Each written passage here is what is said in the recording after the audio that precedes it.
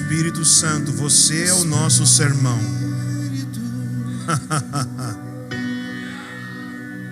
Desce como fogo, Espírito. vem como em Pentecoste. Espírito! E enche-me de novo. Espírito, Espírito, que desce como fogo, vem como em Pentecoste. Oh, vem e enche-me de novo, enche-nos outra vez. Espírito! Espírito, que desce como fogo, vem como em Pentecoste. Vem e enche.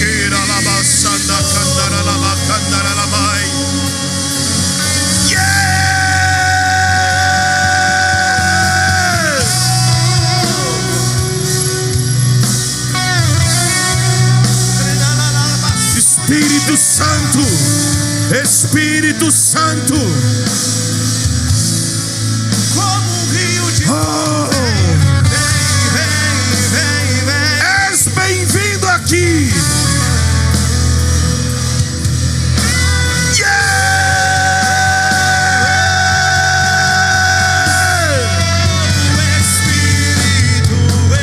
Espírito, que desce como fogo, como um rio de fogo passando neste lugar.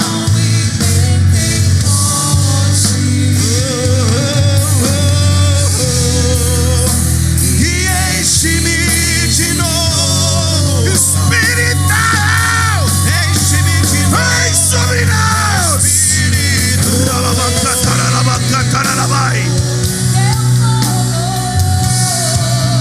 que desce como fogo, vem como em Pentecostes e enche-me outra vez. Te pedimos outra vez, Espírito, Espírito Santo, que desce como fogo, vem como em Pentecoste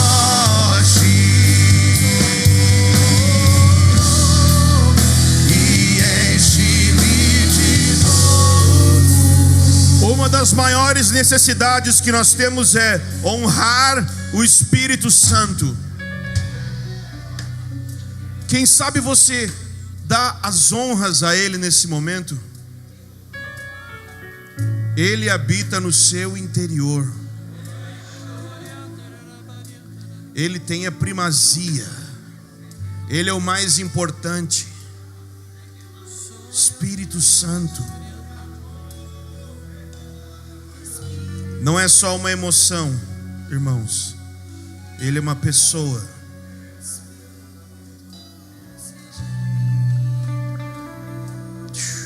Yes.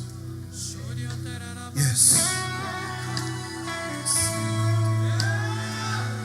Vai, profetiza. Profetiza essa guitarra.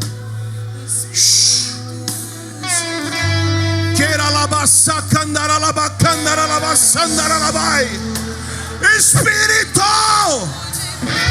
nós queremos te honrar. Nós queremos te honrar. Nós queremos te honrar.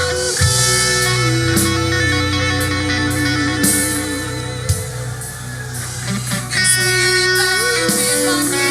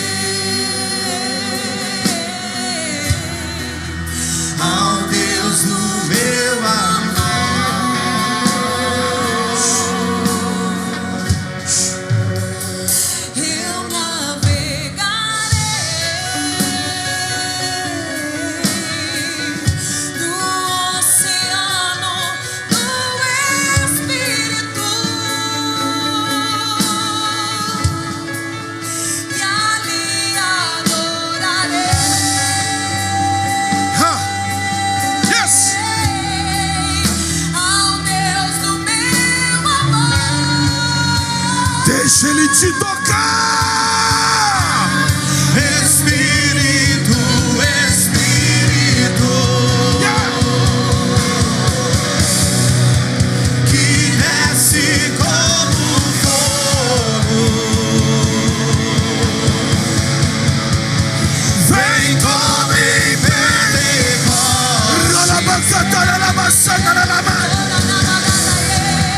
e enche-me de novo. Espírito, Espírito,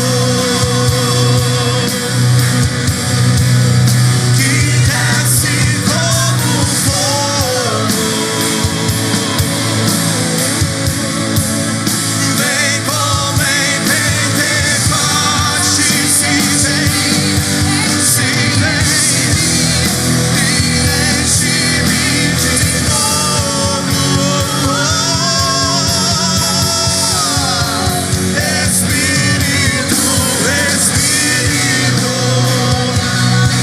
Espírito Santo, que desce como fogo, vem como em Pentecostes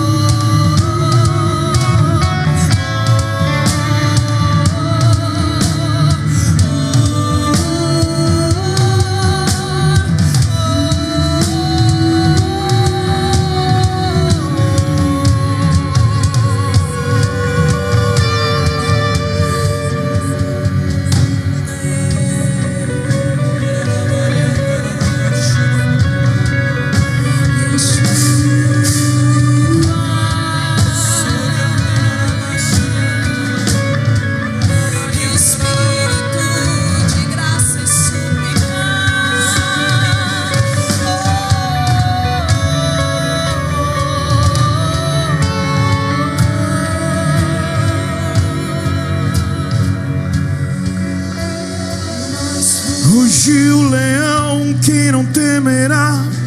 Falou o Senhor, quem não profetizará? Rugiu o leão, quem não temerá? Falou o Senhor, quem não profetizará? Rugiu o leão, quem não temerá? Falou o Senhor, quem não profetizará? Oh, rugiu o leão, quem não temerá? Falou o Senhor, quem não profetizará? Rugiu o leão, quem não temerá? Falou o Senhor, quem não profetizará? Rugiu o leão, quem não temerá? Falou o Senhor, quem não profetizará? Rugiu o leão, rugiu o leão, rugiu o leão, quem não temerá? Falou o Senhor, quem não profetizará? Rugiu o leão, quem não temerá? Falou o Senhor, quem não profetizará?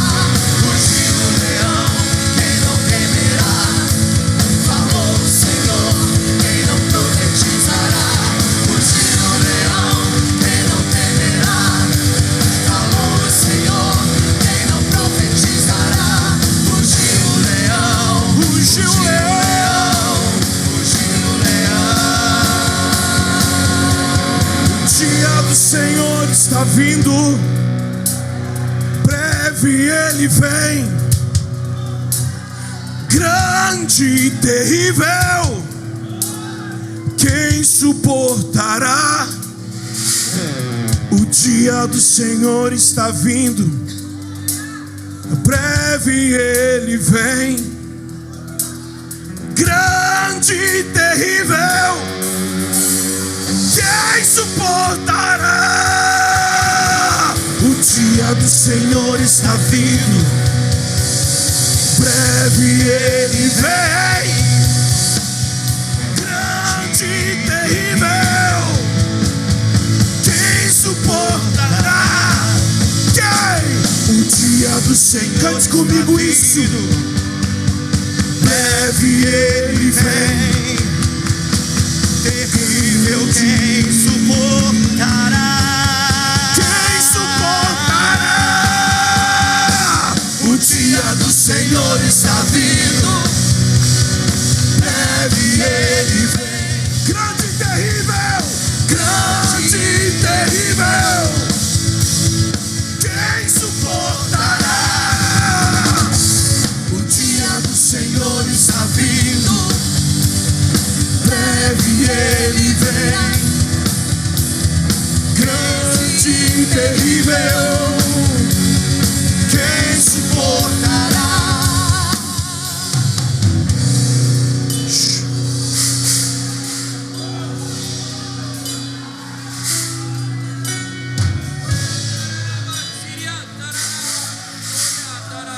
Nós estamos buscando um tipo de ministério que prepara a igreja para o dia do Senhor. Um tipo de ministério que olha para a igreja como noiva e não como propriedade que me pertence. E nós estamos buscando um tipo de ministro do Evangelho, um tipo de líder no corpo de Cristo, que entrega tudo em prol daquilo que o Senhor quer e não daquilo que é o seu próprio sonho ministerial. É maravilhoso ter sonhos, não tem problema nenhum você ter sonhos, mas existe algo maior do que um sonho pessoal.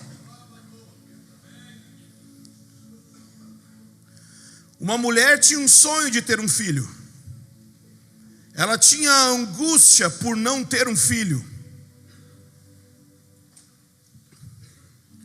Ela tinha esse sonho, esse desejo.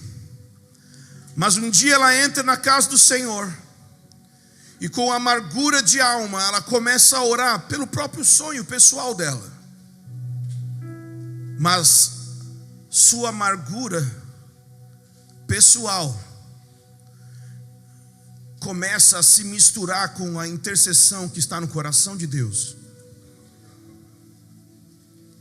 A ferida que tinha ferido o coração dela começou a deixar de ser algo egocêntrico e se misturar com a ferida que estava no coração de Deus, que era ter um sacerdócio na sua casa que o representasse corretamente. Então ela começa a clamar por uma resposta para a sua causa, mas de repente ela entende que se Deus respondesse, ela não ia usar aquele sonho para ela, ela ia dar aquele sonho para o Senhor. Exatamente como um patriarca tinha feito anos antes. Deus deu um filho para ele, disse: sacrifica teu filho. Sabe, não se sacrifica pecado no altar. Já viu? Deus, eu te entrego no teu altar tudo que eu tenho feito de errado. Não. No altar a gente entrega o melhor. Tipo, Deus, olha esse ministério que o Senhor me deu, eu renuncio ele no teu altar. Não é aquilo que você está fazendo de errado. Aquilo que você fez de errado, você tem que deixar da porta para fora. mas eu trago ao altar de Deus aquilo que o próprio Deus gerou em mim. Porque aquilo que o próprio Deus gerou em mim, se eu me desconectar do Senhor, pode se tornar uma espécie de idolatria. O Senhor liberou uma palavra sobre Israel, ordenando que eles fizessem uma serpente de bronze para a cura do povo. Mas essa mesma ação, gerada por Deus, no futuro, se tornou uma fonte de idolatria, não por causa daquilo que Deus fez, mas porque desconectado da presença de Deus, aquilo que Deus fez pode se tornar uma fonte de idolatria. Sabe por que existem tantos ministros desgastados? Porque nós temos um ministério que Deus nos deu, mas é exatamente esse ministério a fonte da nossa doença. A fonte do estresse, do burnout, a fonte do descontentamento, da inquietude, é exatamente aquilo que Deus te deu, o ministério. Ou seja, é como se igreja ou ministério fosse o nome da sua doença. E as pessoas só têm encontrado 2 tipos de cura: sair, abandonar o ministério, e outros têm decidido abandonar a própria vida. Mas Deus tem uma terceira via. E a terceira via de Deus não tem a ver com coisas externas. Deus limpa primeiro o interior do copo para que depois o exterior fique limpo. O que Deus está fazendo na sua vida não tem a ver com te tirar de um lugar e colocar no outro. Tem a ver com fazer de você uma outra pessoa. E isso pode levar você a sair de um lugar e ir para o outro. Mas a ação de Deus é como próprio Jesus conversando com um rabino: você precisa nascer de novo. Eu sei que João 3, óbvio, fala sobre a doutrina da regeneração, mas será que a gente não pode ter um olhar mais amplo e pensar: aquele homem era um líder já, aquele homem já tinha autoridade no meio do povo de Israel, e chega um jovem para ele e fala: você tem que começar tudo de novo. Uau!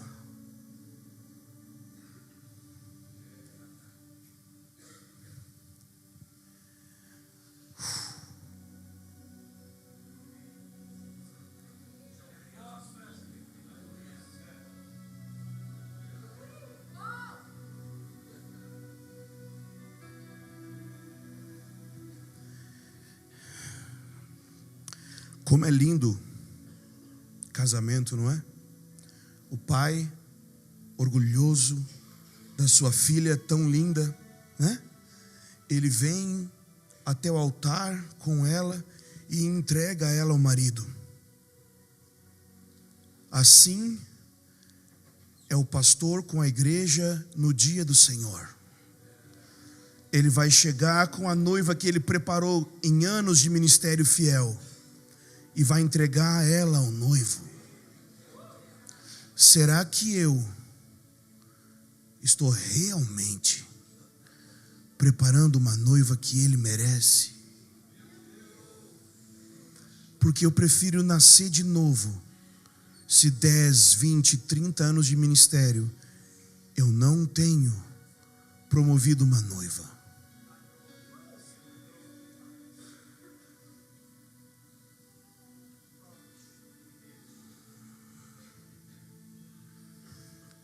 Não importa se eu errei a vida inteira, mas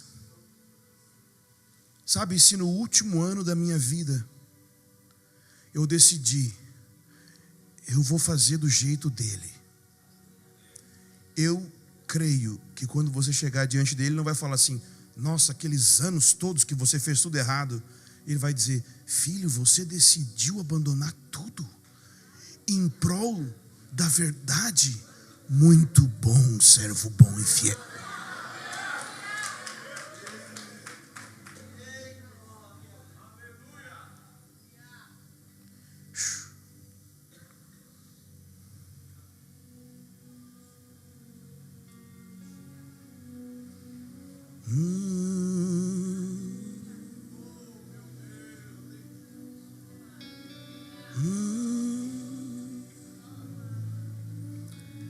Quero preparar uma noiva para ti. Sabe qual é a questão? É que, pastor querido, você tem tudo o que você precisa para ter um ministério bem sucedido. Você tem uma Bíblia e o Espírito Santo.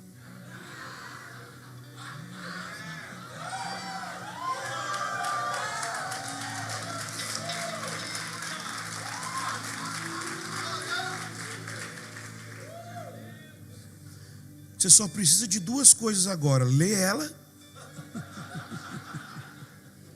e ouvir ele. Essa parte, assim, demora talvez a vida inteira trabalhando em cima dessa questão. Eu tenho uma palavra para você. Primeiro, um diagnóstico da nossa geração.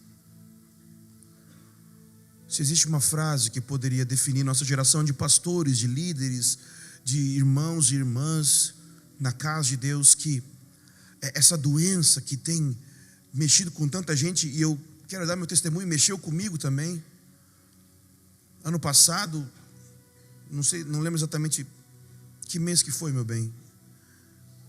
Abril, eu acho. A gente não tirou férias e por 1 ano e tanto, 2 anos, a gente continuou direto. E tivemos uma virada de ano nossa virada de ano é muito intensa lá na nossa cidade, porque nós temos uma conferência na virada do ano, então, e a gente não parou. E um dia em abril eu recebi uma mensagem no WhatsApp. A minha esposa estava no mestrado e eu recebi a mensagem sobre uma aula que eu tinha que gravar. E na hora que eu vi a mensagem, eu tive um ataque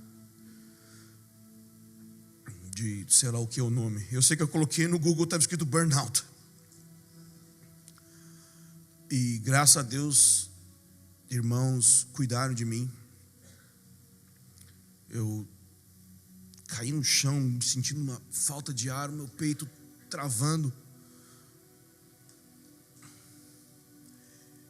E eu tive que repensar muita coisa. Eu tenho uma mensagem de Deus para você que não é assim, eu apontando para você. É eu me descrevendo e acho que estou falando de você.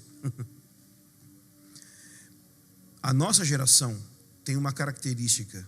Nós somos uma geração cheia e não realizada. Sabe o que isso significa? Cheio significa que nós estamos ocupados e pré-ocupados, de tal forma que é como se fosse uma mala cheia que a gente está tentando fechar e não consegue fechar de tanta coisa. Assim somos nós com os nossos compromissos. Pensa aí, pastor.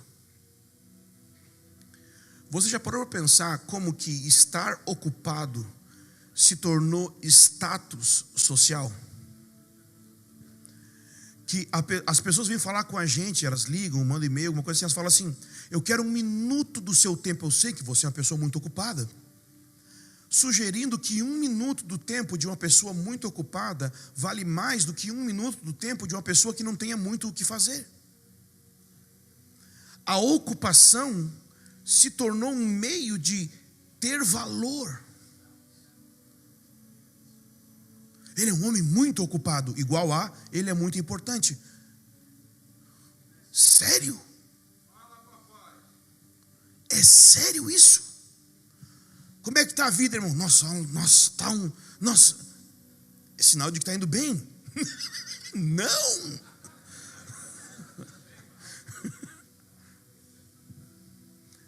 Irmão, eu estou trabalhando aí nesse tal de WhatsApp aí, para tentar responder as mensagens que eu tenho. Um dia eu vou mandar a foto para vocês verem. Eu tenho mais ou menos 33 mil e-mails que eu nunca respondi. Mas esse negócio de WhatsApp,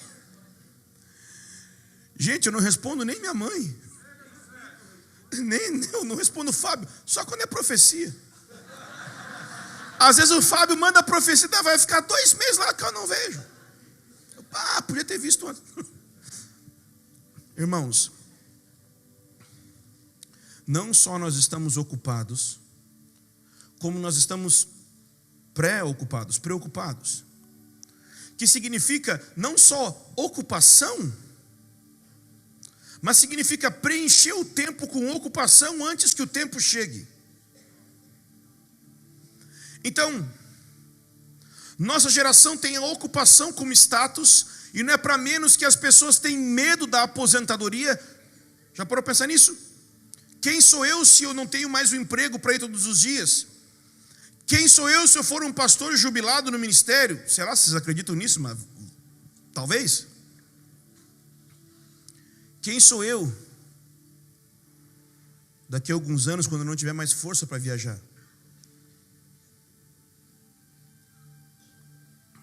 Quando meus olhos doerem para ler a Bíblia de uma maneira que eu não consigo mais ler tanto. Quando a minha memória já não é mais tão boa para poder dar um sermão muito bom. E a preocupação é uma vida cheia de e se? E se acontecer isso? E se a igreja não aceitar essa visão que eu estou entrando? E se minha esposa, porque eu não pude vir com ela no retiro, então como é que eu vou explicar para ela tudo? E se minha esposa não gostar? E se meus companheiros de ministério não concordarem? E se? E se? E se eu mergulhar naquilo que Deus tem para mim e eu ficar sem dinheiro? E se? Nós estamos tão preocupados com aquilo que pode acontecer, que dificilmente a gente consegue estar presente no hoje para acontecer agora. Nossa mente está dividida por causa de ansiedade. Mas não só nós somos ocupados e preocupados, nós somos não realizados. Sabe o que isso significa? Significa que a gente faz muito, mas não vê importância no que faz. Aí sim é um problema. Porque uma coisa é você trabalhar muito, mas você perceber significado naquilo que você faz. Você pode gastar longas horas de trabalho, longas horas de serviço árduo, porque você percebe sentido naquilo que você faz. Outra coisa é quando o meu trabalho me traz a sensação de que eu estou sendo empurrado para outros, para atividade que não tem sentido algum. Não possuem sentido em si, gerando enfado. Não tem sentido para os outros, gerando ressentimento. E eu passo a não ter sentido, gerando depressão.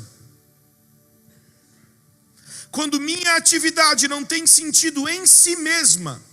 Entende como é que a atividade não ter sentido em si mesma? É quando você foi chamado para ser pastor e cuidar de pessoas e ensinar a Bíblia, mas tudo que você gasta o tempo é preocupando em como que a gente vai conseguir dinheiro para pagar esse salão.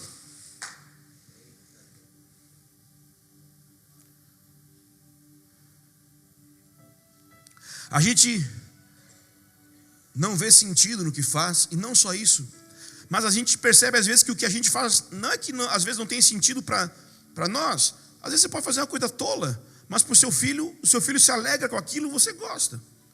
Mas a gente faz coisas que não só nos trazem enfado.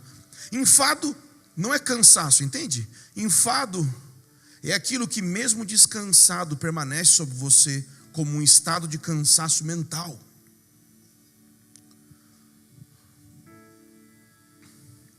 O enfado vem por a gente trabalhar muito e não ver sentido no trabalho. Não confunda cansaço com enfado. Cansaço, Deus estabeleceu. Por que Deus estabeleceu o cansaço? Para você ficar tão mal, para você não querer pecar.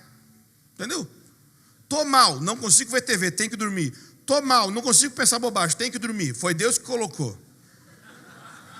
Do suor do teu rosto comerás o teu pão. Vai suar, vai ser difícil. Deus estabeleceu, é redentivo. Cansaço é redentivo. Cansaço, fruto de trabalho. Enfado, não. Enfado é falta de significado nesse trabalho. É não perceber a importância naquilo que é feito. E quando esse enfado se torna ressentimento, é quando esse enfado que é quente no meu peito começa a congelar. Porque eu vejo que não só o que eu faço não tem sentido para mim, como não tem sentido para os outros. É como se eu fosse controlado pelas pessoas de um lado para o outro. Só que chega um momento que o ressentimento se agrava, porque não só eu percebo que a minha presença e aquilo que eu faço num lugar não fazem diferença alguma. Não só isso, mas eu percebo que a minha ausência é preferível.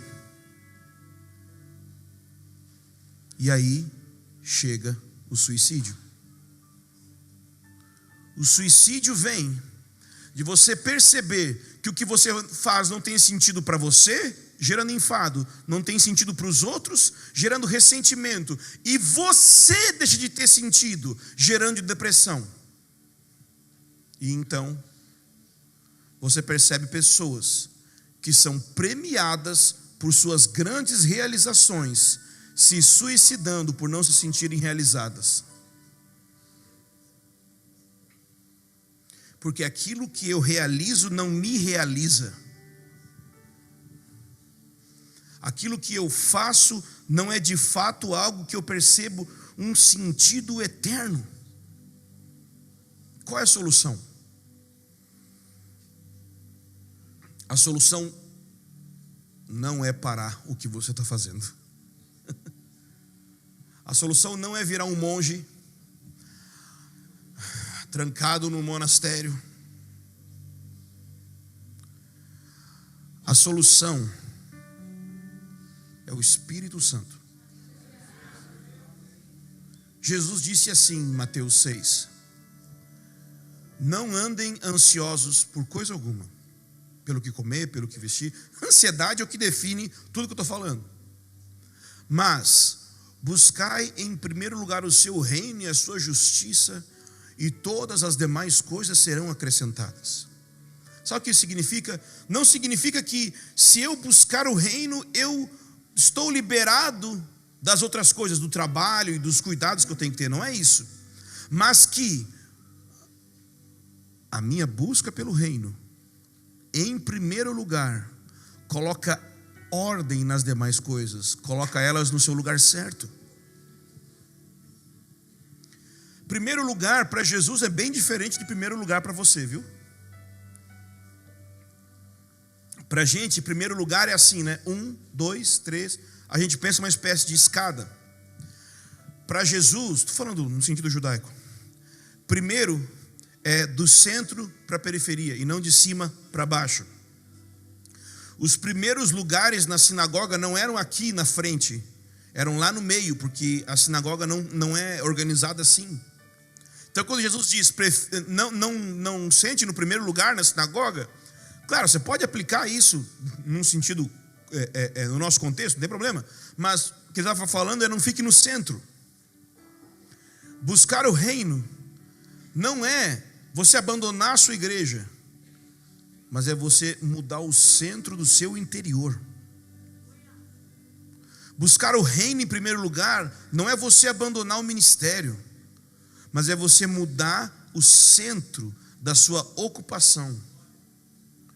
Sua ocupação não deve ser em primeiro lugar essas coisas, mas deve ser em primeiro lugar o reino. E aí você vai falar, mas eu sei, irmão, eu inclusive ensino isso. Então, querido, um ditado de um abade, de um monge que viveu no Monte Sinai em silêncio sozinho por 40 anos, disse assim: esses que ensinam aquilo que não vivem, não os cale, deixe que ensine, para que por meio disso se envergonhem e passem a viver. Então eu estou fazendo isso, eu estou querendo aprender, tá? Eu estou dizendo porque é por minha causa. Esses que ensinam e não vivem, deixe que os ensine, deixe que eles ensinem, não cale eles. para que ensinando eles se envergonhem, sejam convencidos e passem a viver. Então, eu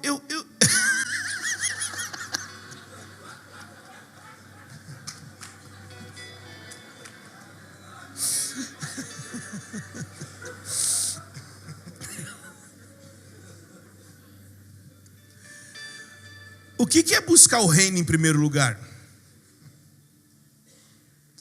Porque, irmãos, eu vou em alguns lugares, o pessoal fala assim, que aqui a gente é mais de uma teologia de reino.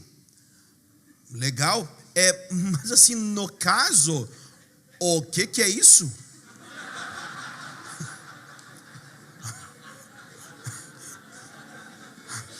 Aí o pastor, tá, tudo bem, pastor, beleza. Era só uma frase de efeito que você não sabe o significado? Tudo bem. Tipo, teologia de reino é a mesma coisa que... Tranquilo. Você poderia dizer, ao invés de venha ao teu reino, poderia dizer, venha chinforínfula, né? Quem viu Chaves sabe do que eu estou falando. Na tradução é X-Espírito. É isso aí.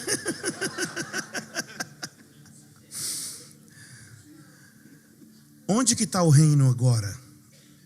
Se eu quisesse achar o reino aqui agora, onde que eu acharia? No Espírito Santo. Quem tem o reino é o Espírito Santo. Onde está o reino? No Espírito Santo.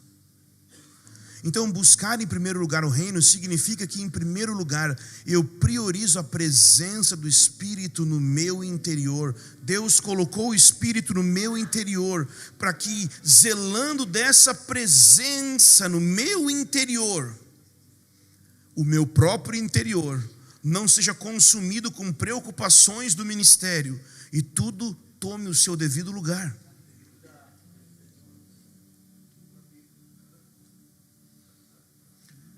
Quero ler uma passagem bíblica para você não se achar que, pô, irmão, não leu Bíblia, tá fora, não está falando a palavra.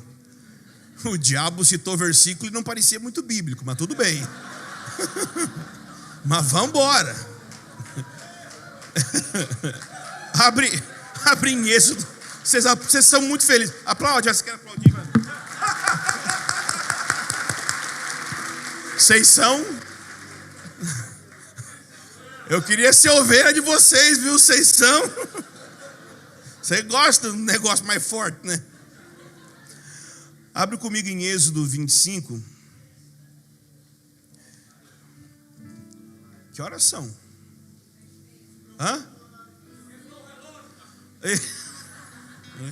Sim.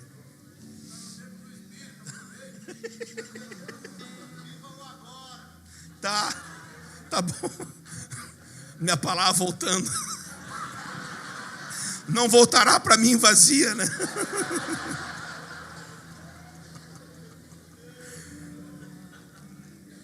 Êxodo 25, versículo 17. Pensa comigo. No versículo 8, o Senhor disse assim: vocês me farão um santuário para que eu habite no meio de vocês. E esse é o alvo, ok? O alvo é a gente ter a presença dele no nosso meio. Mas então no versículo 9 ele fala: farão de acordo com o modelo, com o terebite, que eu mostrar para você no monte. O modelo basicamente é que Deus iria levar Moisés até o céu, e Moisés iria ver o tabernáculo celestial, e iria reproduzir a estrutura e a liturgia e a ética do tabernáculo celestial na terra. Bom, e ele, graças a Deus, fez isso. O maior milagre nem foi Deus mostrar para Moisés, né? Foi Moisés conseguir passar para outros, e os que ele passou fizeram. Que coisa! Então, quando o Senhor vai começar a mostrar para Moisés a construção da sua casa, qual é o primeiro móvel que Deus mostra para Moisés para construir? A arca. A arca, o pessoal fala assim, a arca representa a presença. Sim e não. Sim, representa a presença, mas é mais do que isso. A arca é uma réplica, por assim dizer, do trono de Deus no céu. Estou falando de maneira muito limitada, a princípio é isso, ok? A Bíblia fala sobre o Senhor que habita entre os querubins, sobre a arca onde ele descansa os seus pés. Então a arca é o centro, a arca é a réplica do trono de Deus, e o trono é o centro do céu. Então Deus começa a construção do centro para fora. Muitos de vocês estão saindo, querem sair de uma construção que não é a construção que Deus está fazendo. E aí agora o que vocês querem saber? Como constrói do jeito certo? O jeito certo é de dentro para fora. A ordem de Deus não é de fora para dentro. Então, antes de se preocupar com quais estruturas novas nós precisamos ter, nós precisamos nos preocupar em que tipo de coração nós vamos ter. Que tipo de atitude de coração nós vamos ter no processo. Então, ele começa a construir a arca. Então no versículo 17 ele fala de algo que estaria na arca, que representa o trono de Deus, que nós chamamos de propiciatório, em inglês mercy seat, que é o assento de misericórdia, que em Hebreus nós temos a referência do trono da graça. Então ele diz no versículo 17: também farás um propiciatório de ouro puro, com 2 côvados e meio de comprimento e 1 côvado e meio de largura.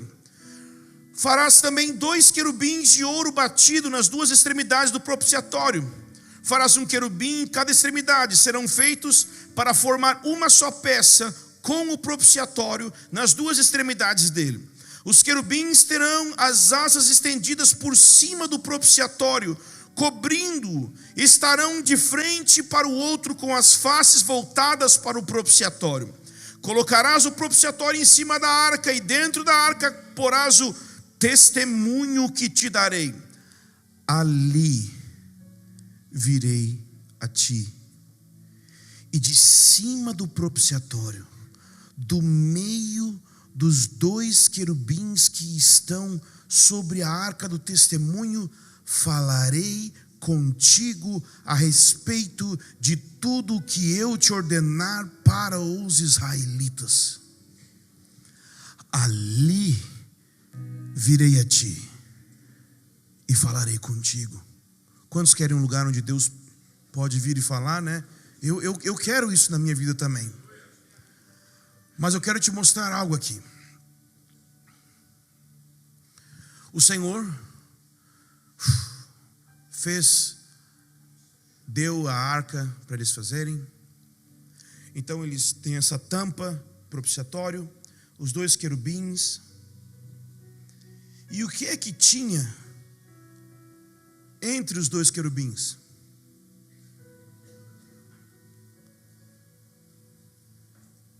O que é que tinha entre os 2 querubins? O que está escrito na sua Bíblia aí? Nada. Já parou para pensar? Todo esse processo para construir algo, e quando eles chegam no ponto mais importante do tabernáculo, o lugar de adoração, e eles vão olhar e eles não veem nada. O centro do culto é vazio e invisível. Se você olhar a história de Israel nesse contexto, você vai ver que Moisés está no monte recebendo as tábuas, recebendo as direções, mas o povo lá embaixo faz um bezerro de ouro e chama esse bezerro de Senhor, de Deus. Sabe o que eu percebo aí? É mais fácil ter um culto com algo que eu posso ver do que com algo que eu não posso ver. Mas Deus estabeleceu um culto com algo que eu não posso ver. O método de Deus é com coisas invisíveis e vazias. Vazias em que sentido? Vazio para Deus preencher.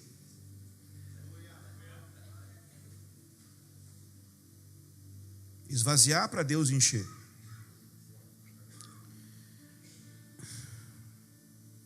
Então as pessoas perguntam para você: pastor, qual é a direção do nosso ministério?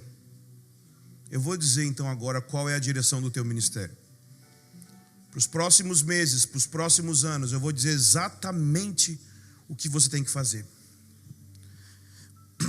Antes de construir um tabernáculo, construa uma arca. Antes de tentar ter tudo, tenha o trono. Mas como nós podemos estabelecer o trono de Deus entre nós? Pense na arca. O que é que tinha dentro da arca? As tábuas da lei. Eram tábuas de pedra e é uma lei. O que significa? Algo fixo, imutável, não muda, é firme. Então a primeira coisa, você precisa edificar em princípios firmes, imutáveis, transgeracionais e transculturais, ou seja, não mudam de geração para geração, não se alteram de cultura em cultura, são os mesmos. Existem princípios que não são culturais. Confrontar pecado não é um negócio cultural, viu, querido? Santidade não é um negócio cultural. Então, em primeiro lugar, você precisa entender quais são os princípios imutáveis do reino de Deus. Ok? Ou seja, são coisas, são verdades, são princípios, não regras, princípios, valores que te mostram um lugar para ir, te mostram algo fixo. Os valores do reino basicamente são balizas numa estrada que protegem a sua liberdade. Entende? O Senhor delimita, você pode ir até aqui com esses valores. Aqui dentro você pode andar, eu te dou liberdade. Você precisa entender quais são os limites da Escritura. Ok? O problema do pessoal do mover é que é muito mover e não tem os princípios fixos. Então, Deus me falou, Deus me falou, Deus me falou. Você que é pastor sabe, né, que como é que eu vou aconselhar alguém que Deus já falou? Ah, pastor, que Deus me falou. Ah, irmão, então vai embora. Estou me matando aqui para ouvir, está ouvindo direto.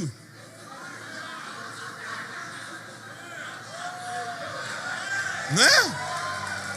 Pastorada fica como? Pastorada fica...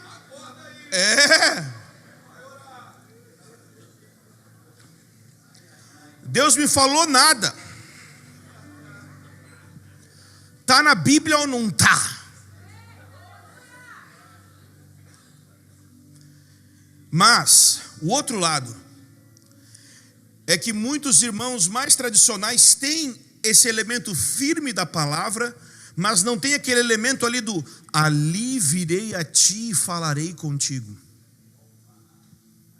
Uma coisa é você ter a tábua fixa da Torá. Outra coisa é a voz de Deus em cima da Torá. Se você... Repete. Uma coisa é a palavra fixa, a Torá, a Bíblia, irmãos, a Bíblia, o livrinho. Ok? Uma coisa é a palavra fixa, Deus falou, ok? Inegociável, inerrante, inspirada, ninguém pode acrescentar nada, ok? Não estou falando aqui de ouvir de Deus e acrescentar algo à Escritura, nada disso. Mas você tem a palavra fixa, ok? Mas você tem o Espírito vindo em cima e falando em cima daquilo que está escrito. Ali virei a ti e falarei contigo. Então, Moisés tinha 10 mandamentos, mas aqueles 10 mandamentos não resumiam todos os problemas que Israel iria enfrentar. Para cada problema, ou para novos problemas, ele iria precisar ouvir de Deus. E onde que ele iria ouvir de Deus? naquele lugar onde estava a Torá, naquele lugar onde estavam os princípios fixos do reino de Deus. A legislação imutável, aquilo que não se altera por geração e por região. Bom, o que acontece? Você tem a lei fixa. Então, eu acho importante uma igreja ter princípios bem claros. Confissão de fé, definir o que crê, definir o que pensa sobre ministério, o que pensa sobre divórcio, o que pensa sobre casamento, o que pensa sobre família, o que pensa sobre tudo. Assim, dos básicos. Tem gente que pensa assim, mas teologia divide e burrice une. É que eu não gosto de teologia. Você é teólogo querendo ou não, porque se você pensa Deus, é teologia. O problema é, vamos lá, pensa comigo. Você prefere ir no dentista que nunca fez faculdade de odontologia e ele fala assim, não, Deus falou comigo como arrancar dente.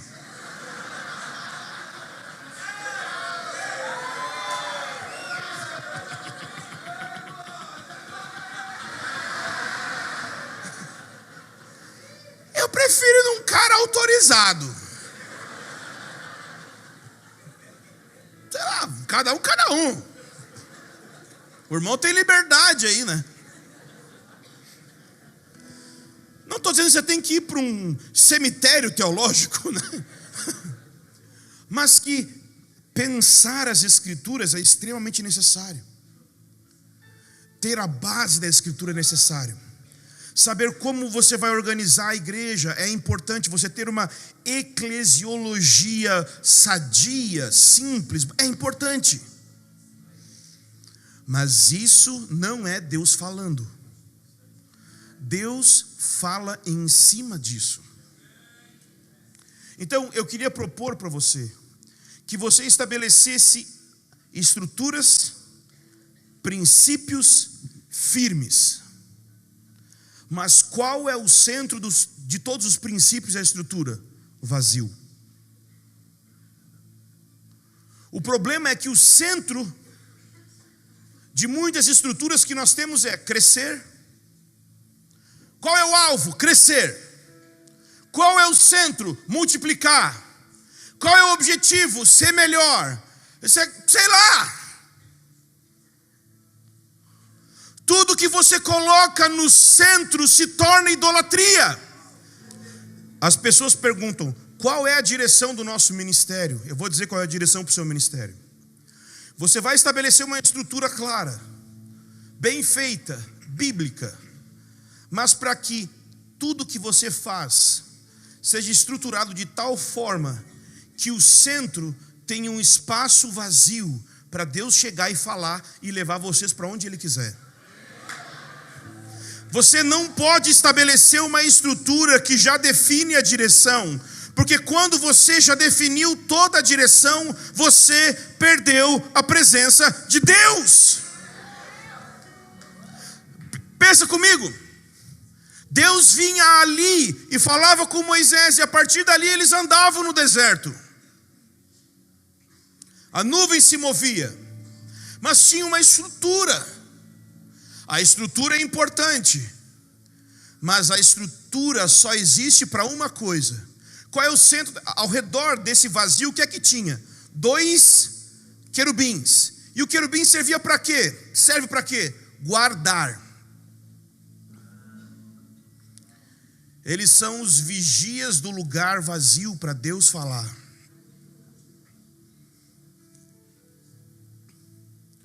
Para mim, esse é o presbitério da igreja. O presbitério não é para reunir sobre o que nós vamos fazer. O presbitério é essa unidade entre irmãos para guardar um lugar vazio, que a gente diz assim, aqui você pode falar, Deus, o que você quiser. Leva a gente para onde você quiser, Senhor.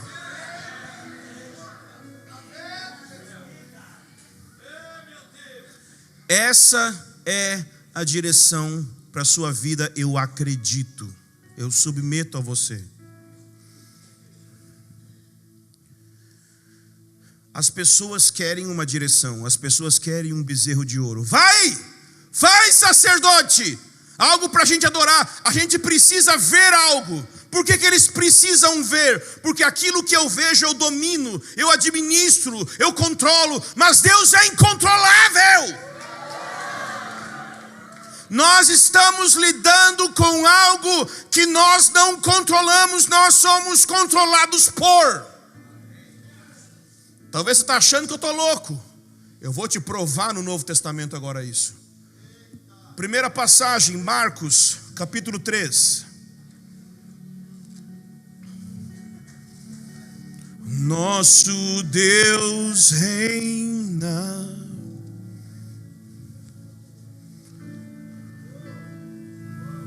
Nosso Deus reina. Nosso Deus reina. Para sempre Ele reinará.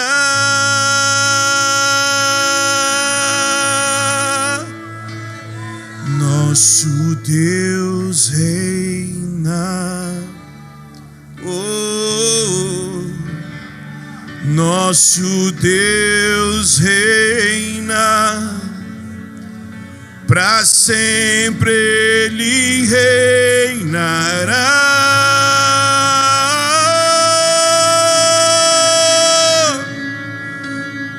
Nosso Deus reina.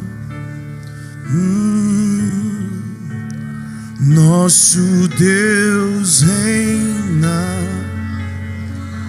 Para sempre Ele reinará.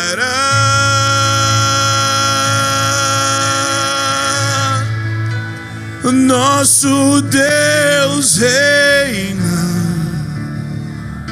Oh, nosso Deus reina. Para sempre Ele reinará.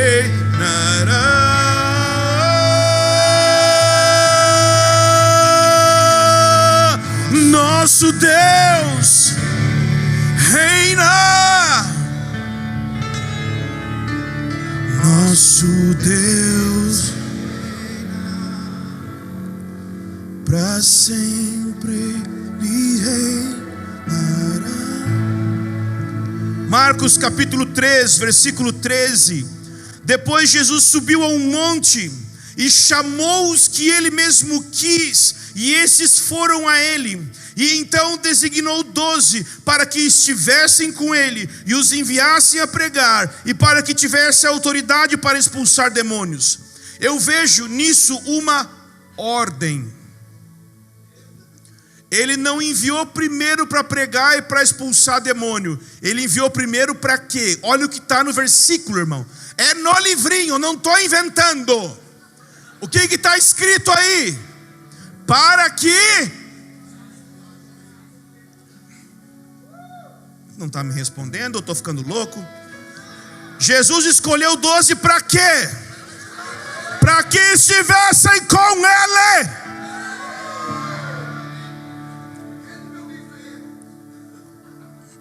Compre lá o livro.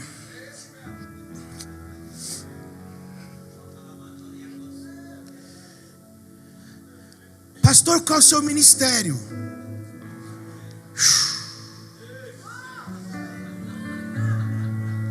É trancar o meu quarto e conversar com ele. É perguntar: como é que você está hoje, Jesus? Estou muito feliz de te ver aqui. Ei! Uau! Volta mais aqui para te beijar. Uau! Fecha a porta do teu quarto e vem ficar comigo. Pois eu quero ser o teu amigo. Isso é tudo que eu quero, tudo que eu preciso. Vem dançar comigo, vem bailar comigo. Oh, vem minha noiva. Vem,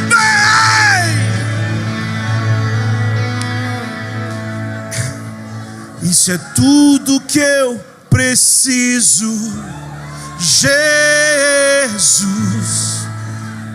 Tudo que eu preciso, Jesus. Tudo que eu preciso é o que? Jesus, és tudo que eu preciso. Tu és tudo que eu preciso. Jesus, És tudo que eu preciso. Jesus. Tu és tudo que eu preciso.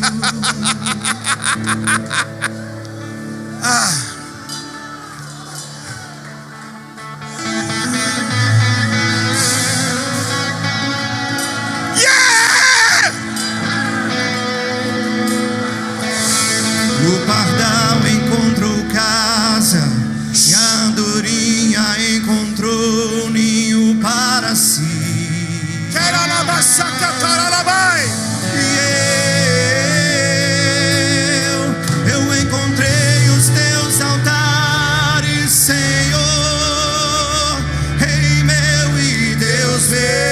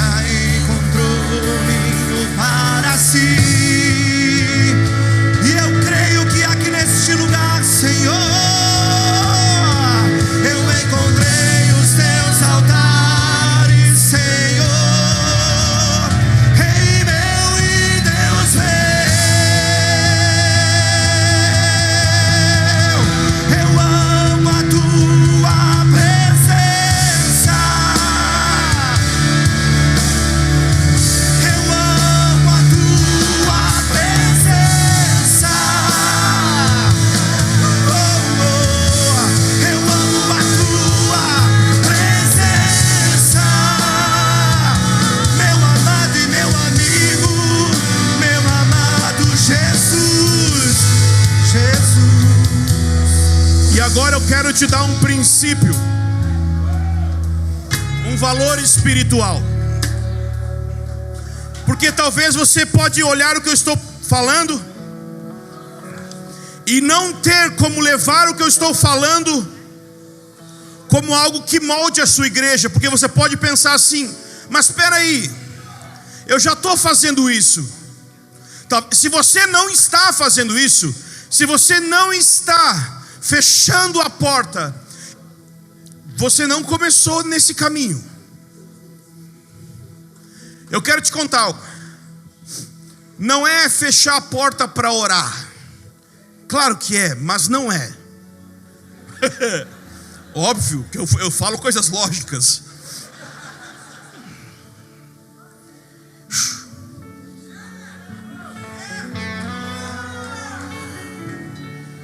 Existe uma presença do Espírito no coração de quem nasceu de novo. E o fechar a porta do quarto é só para abrir a porta do coração. É para, sabe, você lembrar que Ele está em você e você está nele. Eu estou em Cristo, Cristo está em mim. É só, entende? É um movimento, como Henry Nouwen falava, é um movimento do isolamento para a solitude. Eu me sinto isolado das pessoas, mas agora eu não estou mais isolado das pessoas, eu estou sozinho perante a face de Deus. Mas talvez você já tenha andado por esse caminho e está andando e não consegue ver como isso se traduz na estrutura da sua igreja. Ou seja, você tem unção e graça, prega, mas parece que isso não multiplica. Existe algo. Eu vou te dar um exemplo. Atos capítulo 6. Eu já deveria de terminar, não é? Por isso vocês estavam de pé, a banda estava aqui, não era isso? Era um sinal para terminar? Não? Então vamos ler isso aqui, eu estou terminando. O que não significa nada quando um pastor fala, mas eu estou terminando.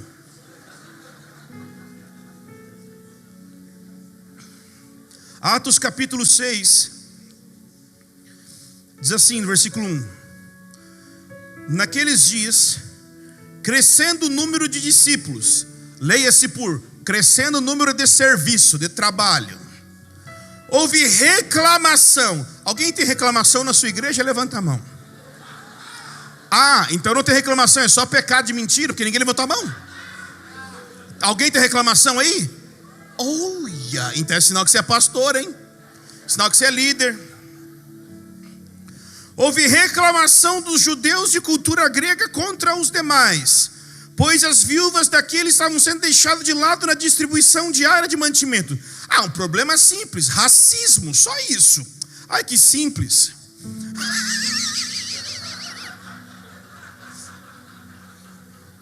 Só racismo, coisa básica.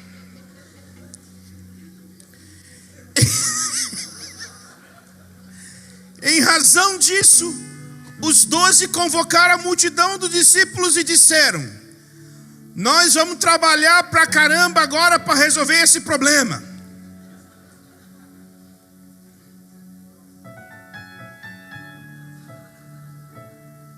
Ai, pastor, e esse problema aqui? Tem um cara chamado Francis Frangipane. E o Francis, ele decidiu que ele iria tirar mais tempo para ficar com Jesus orando, né? E aí aconteceu aquele negócio que sempre acontece quando o pastor ora, né? Tem avivamento na igreja. A igreja cresceu, aumentou o número de membros. E aí, vamos trabalhar, né? Gente para aconselhar, é culto para liderar, né? E escola de líderes e tudo mais e tal. E o negócio foi pegando. Assim, ele deu uma diminuída no tempo de oração, mas tranquilo, eu trabalho, né? Tem que trabalhar. Aí um profeta ligou para ele. Ele pensou: uau, um profeta ligou para mim. Eu estou realmente no rio do avivamento. Aí ele atendeu o telefone, ele: alô, Francis. O cara ligou do outro estado. O senhor me deu uma palavra. É mesmo? O quê? Ele está com saudade de você. Ele caiu em arrependimento. E ele, com muito receio, com muito temor, chegou diante da igreja, achando que iam falar mal dele, e falou assim: irmãos, a partir de hoje, toda manhã, eu não vou receber nenhum de vocês, eu vou ficar só diante de Deus. Ele achou que ia dar problema. A igreja levantou e aplaudiu. A igreja está esperando que os líderes mostrem a direção do que realmente é importante. Nós não vamos deixar a palavra de Deus e a oração para servir as mesas. É importante as mesas, é importante o serviço, é tão importante que eles escolheram homens, os melhores homens para o serviço, ok? Mas existia algo superior. O ministério ao Senhor é superior ao ministério ao povo. Na verdade é a base. Versículo 3: portanto, irmãos, escolhei dentre vós 7 homens de boa reputação, cheios de Espírito Santo e de sabedoria, os quais encarregaremos desse serviço. Mas nós, repete comigo, nós. Ele não disse, não era um líder só. Nos devotaremos à oração e ao ministério da palavra. Versículo 7: e a palavra era divulgada de modo que o número de discípulos em Jerusalém multiplicava. Saiu de aumento para multiplicação, né? Mas por quê? Porque os presbíteros juntos decidiram que iam, vamos colocar nesse sentido assim, ter um lugar secreto coletivo. Então, o seu ministério pessoal é você fechar a porta e ficar sós com Jesus. Mas você e o presbitério que está com você, vocês precisam também ter um tempo onde vai abrir espaço para Jesus. E deixa eu ler só mais uma passagem e soltar aqui a franga.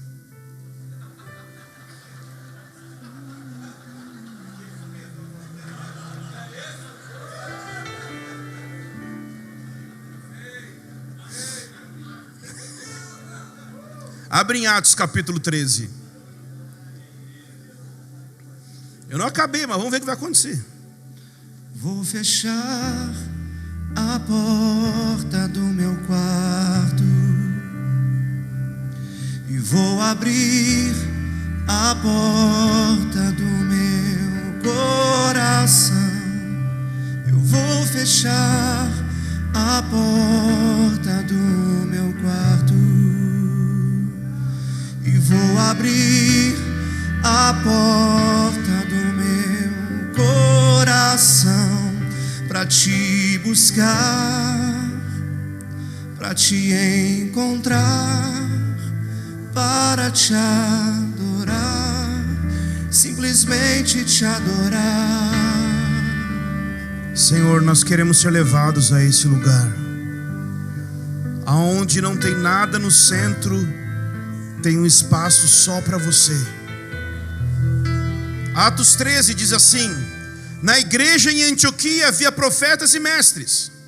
Ele vai dar a lista deles. Versículo 2: e enquanto ministravam ao Senhor e jejuavam, o Espírito Santo disse: separai-me, Barnabé e Saulo, para a obra que eu os tenho chamado. E então, depois de jejuar, oraram e lhe impuseram as mãos, deixaram que partisse, e assim, enviados pelo Espírito Santo, desceram a Seleucia. Irmãos, eu escuto muita gente falando: porque aqui, sim, não sei se você acha que o lugar onde você está é uma Antioquia, mas todo mundo acha que o lugar que está é uma Antioquia. É interessante. Só tem uma diferença. A reunião dos líderes não era para decidir o próximo evento. A reunião dos líderes não era para abrir a agenda e escrever o que eles iam fazer.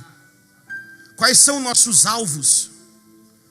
A reunião dos líderes era para ficar com Jesus.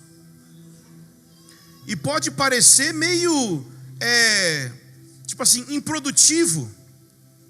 Mas é exatamente esse espírito de produtividade que deixou você nesse estado de burnout que você está. Aqueles que esperam no Senhor renovarão suas forças. Isso é tal da Bíblia que diz.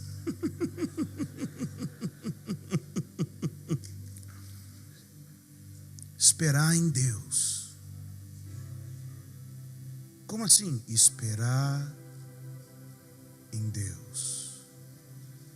Não, mas assim está chegando para esperar em Deus. Mas e Faraó está chegando. Esperar em Deus. Mas você não vai fazer. Eu estou esperando em Deus.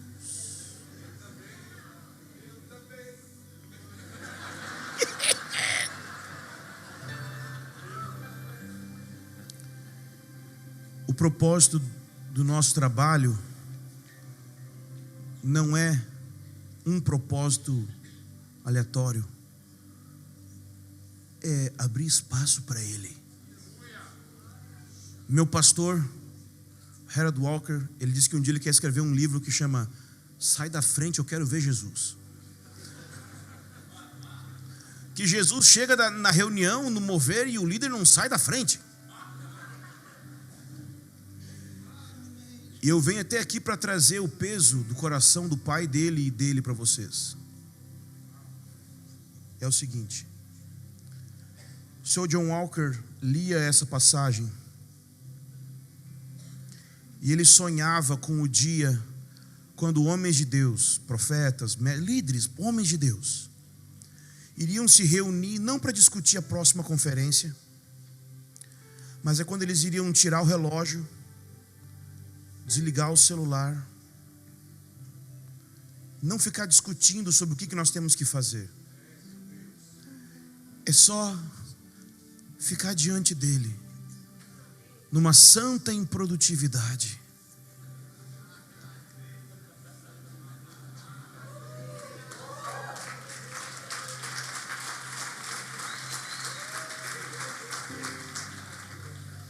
Por quê? Porque foi nesse contexto que Paulo se tornou o apóstolo Paulo. Até então ele era um profeta ou um mestre. O sonho do Sr. John Walker era ver o verdadeiro ministério apostólico restaurado. A restauração do verdadeiro ministério apostólico é quando profetas, mestres, homens da palavra se juntarem para esperar em Deus, não para falar sobre suas novas conquistas, mas é se unir consciente das suas derrotas. Porque a gente mostra muito bem para os outros que a gente está indo bem, mas tem muita coisa que está dando errado também. Por que a gente não para e admite: nós precisamos de uma palavra nova para essa geração? Nós precisamos de Deus estar conosco. Não é um negócio novo, ainda é pregar a Bíblia, evangelizar pessoas. Diz, qual é a direção? Igreja. Igreja, já ouviu falar de igreja? A gente evangeliza a pessoa, depois a gente ensina ela a obedecer a Jesus, batiza ela, tal. E não vamos inventar nada novo. A única coisa nova que a gente quer fazer é abrir espaço para Deus, para Ele ser Deus. Essa é a minha mensagem para você. Vamos ficar em pé? Não tenha sobre ti um só cuidado, qualquer que seja. Essa é a música. Pois somente um seria muito para ti. É meu, somente meu, todo o trabalho. E o teu trabalho é descansar em ti. Somente meu, todo o trabalho. E o teu trabalho é descansar em mim.